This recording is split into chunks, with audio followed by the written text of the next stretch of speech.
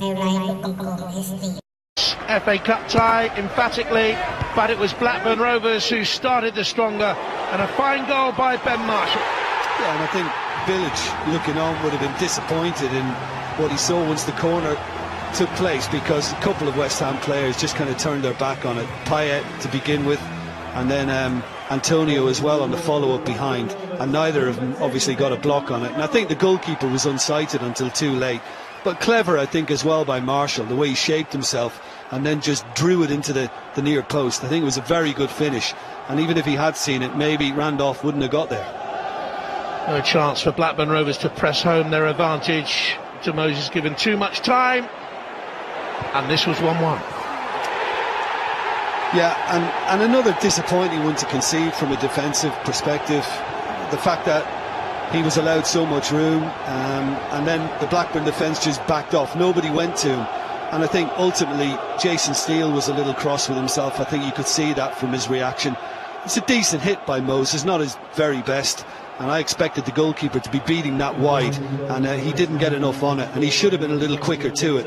And really, once West Ham got this goal, it was a huge settler, and an awful lot began to change. And all through the day they were running from deep positions, and Taylor, who had 1 or 2 or 3 nibbles there to stop the brilliant Payet, gets a yellow card. Yeah, his first yellow, and obviously it played a significant part in leading to the next goal, which put West Ham in a commanding position. Payet has been doing this all season, and you can maybe question the goalkeeper. It might be slightly harsh because the free kick was expert, but yeah, I think maybe the goalkeeper could have been a bit livelier in reading it and got across. But listen, it's all about Payet and what he did, and not criticising the goalkeeper. That is extremely good. Carbon copy of previous goals.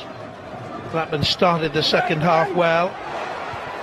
Ward with a chance. Yeah, and he did very well. I mean, he shouldn't have been afforded the room to actually get it under control, far post, but he did, and it led to a breakaway for West Ham and a second yellow card, of course, for Taylor, and this then had a much more significant bearing on what followed. Because that's where Blackburn Rovers' resilience really ended. Distraught, but it was a second bookable offence as he clipped Moses. Contact might have been minimal. Down went Moses. Rash challenge to make though when you're on one bookable, and West Ham then went on to dominate. Yeah, Antonio up from the back. Yeah, Henley probably should have read it and cut it out to begin with, but they did well to keep it alive. Moses got a lucky break, and it wound up at Koyate's feet, and but Henley should have dealt with it initially, and once he got caught they were under an awful lot of pressure. Henley again was slow and maybe trying to follow it up to clear. That's the lucky break, and clever by Koyate, and definitely onside as well, Emenike, when he tucked it in. And by now West Ham are in a totally kind of dominant position, and it was just a case really of how many they were likely to add. Player on the line, but he was just onside. The goalkeeper was actually playing him on. And the sending off for Koyate, and it's a tough one. I mean, it's great running. It's great desire on Blackburn's part, and really Henley has felt the contact, and there is contact, but he's not even trying to play him. It's just kind of legs just came together and down he went, and I suppose the referee felt obliged to send him off. Here comes Emenike, his second of the game, and West Ham were safe at 4-1. And really cool. I mean, it was a chance with so many out injured,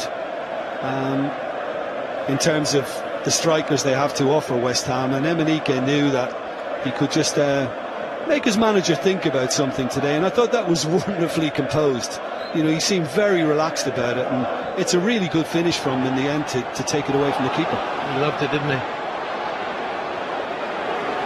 Here he comes again, looking for his hat-trick. Off the post.